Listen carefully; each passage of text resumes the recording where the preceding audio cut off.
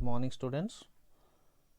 Today we are reading the chapter My Childhood. This chapter has been taken, this is a part from the autobiography of Dr. APJ Abdul Kalam. You all know him, our 11th president and a renowned scientist. And he has written his autobiography with the name Wings of Fire. So this chapter is a little part of that book. So here he tells about his childhood. Let's read it. I was born into a middle class Tamil family in the island town of Rameswaram in the erstwhile Madras estate. Erstwhile Madras estate means formerly it was called Madras estate. So I was born there in a middle class family. My father, Jainulabdin, had neither much formal education nor much wealth. Despite these disadvantages, he possessed great innate wisdom and a true generosity of spirit. Though he was not much educated, not much wealthy, but he has better qualities of generosity, kindness, and wisdom. He had an ideal helpmate in my mother, Ashiyamma.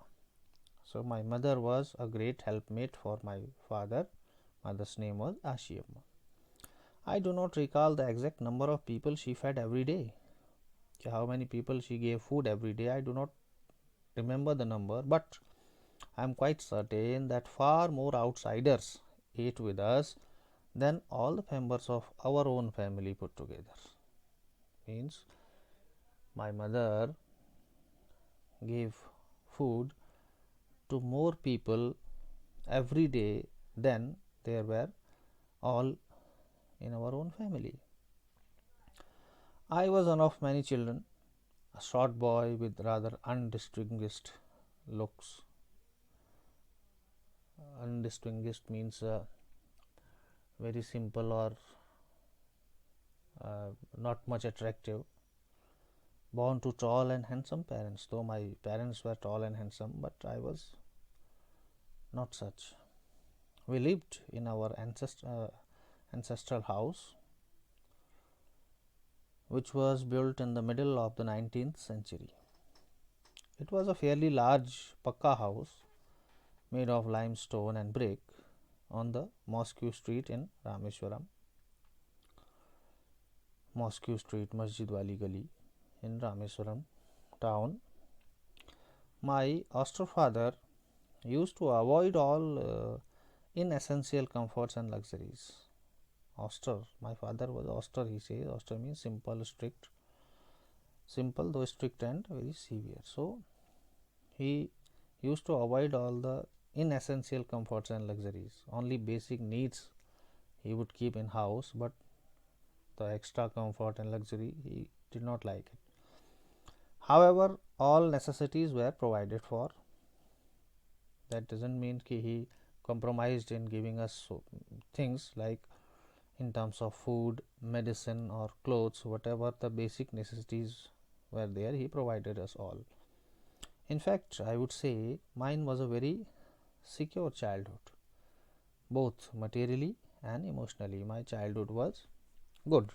Materially also I had all basic things needed, and emotionally also, as I had good parents. So my childhood was secure. The Second World War broke out in 1939 when I was 8 years old. For some reasons I have never been able to understand, a sudden demand for tamarind seeds erupted in the market. So what happened during the World War II? Suddenly the demand for tamarind seeds rose in the market. Tamarind, you understand, imli. So those seeds, its demand created in the market, and people were buying those tamarind seeds. He says that I never been able to understand why it was in demand, what is the use of these. But as only I was 8 years, I used to collect the seeds and sell them to a provision shop on Moscow Street. So I collected those seeds and I used to sell them in the market, and a day's collection would fetch me the princely sum of 1 anna. So all collected seeds I would sell for 1 anna. Anna was a coin at that time. Okay, 4 anna, you must know, 4 anna means 25 paise, 8 anna means 50 paise, and 16 anna means 1 rupees. So 1 anna, you would buy all those seeds in the market. Okay, I tell you why that demand came in the market during those days. It is not told here in the story. Okay, tamarind seeds during the Second World War, they were used to make fuel, some kind of oil or fuel for trucks. Their oil was extracted and it was used as the fuel for the heavy vehicles like trucks. That's why those tamarind seeds were bought by those companies. Okay, moving. My brother-in-law Jalaluddin would tell me stories about the war, which I would later attempt to trace in the headlines in uh, Dinamani. Dinamani was the newspaper. When my brother-in-law Jalaluddin would tell me those things, those news about it, then the same thing I would search or find in the newspaper also. Our area, being isolated, was completely unaffected by the war. So our area where I was living was isolated, separate from other areas, so we were not affected by the war. But soon India was forced to join the Allied forces, as at that time it was British rule, and Allied forces means the forces of UK and USA and other countries, friendly countries. So India was also forced to join the Allied forces, and something like a state of emergency was declared in the country. The first casualty came in the form of the suspension of the train halt at Rameswaram station. In our area, what loss we got, the first of all,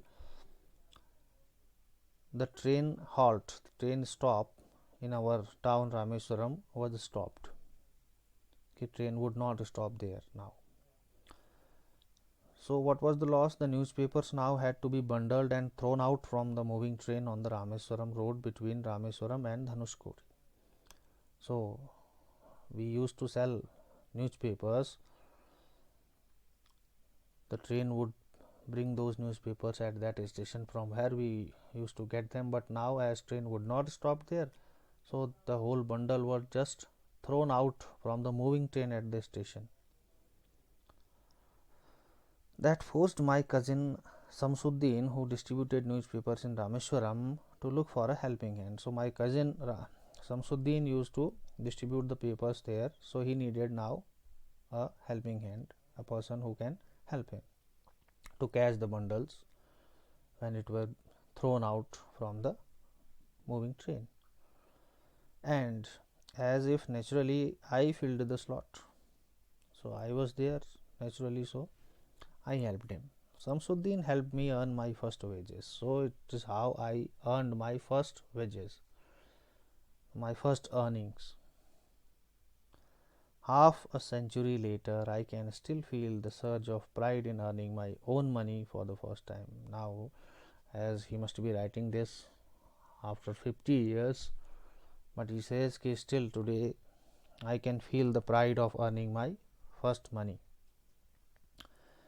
Every child is born with some inherited characteristics, some qualities which are inherited from the parents, into a specific socio-economic and emotional environment and trained in certain ways by figures of authority.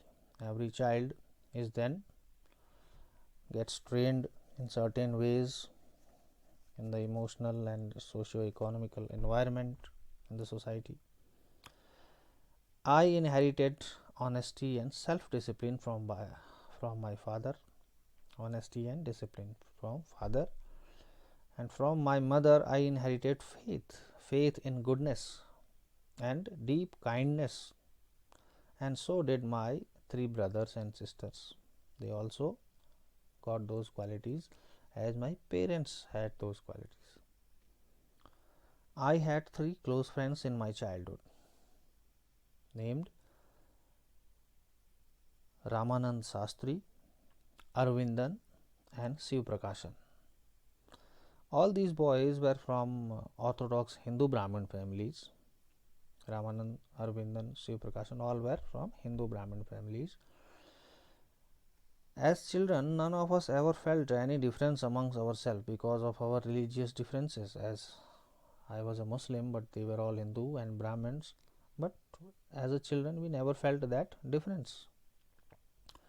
In fact, Ramanand Sastri was the son of Pakshi Lakshman Sastri, the high priest of the Rameswaram temple. He was son of the high priest of Rameswaram temple, Lakshman Sastri, the high priest of the Rameswaram temple. Later, he took over the priesthood of Rameswaram temple from his father. After his father, later he became the priest of the famous Rameswaram temple.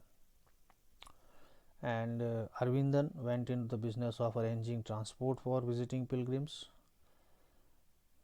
like a tourist company he might have opened for the visitors, those who come to visit the temple. And the third friend, Shiv Prakashan, became a catering contractor for the Southern Railways. During the annual Sri Sitaram Kalyanam ceremony, our family used to arrange boats with a special platform for carrying idols of Lord from the temple to the marriage site. Like we have Ram Leelas and in Navratra other functions, there also this function would be there, Sitaram Kalyanam ceremony. So our family also was involved. What we used to do, we used to arrange the boats with a special platform made on it for carrying the idols of Lord Ram, Sita from the temple to the marriage site. We used to carry those idols in our boats. Remember, Dr. Kalam was from a boatman family. So from there to the marriage site, it was situated in the middle of the pond called Ram Tirth, which was near our house. Events from the Ramayana and from the life of Prophet were the bedtime stories my mother and grandmother would tell the children in our family. Though he says that they were from Muslim family, but our mother and our grandmother would also tell us the stories from Ramayana and other Hindu mythologies, like our bedtime stories. Okay, 5 paragraphs we have done so far. I'll be continuing in the next video after this. Okay, that's it for now. Thank you.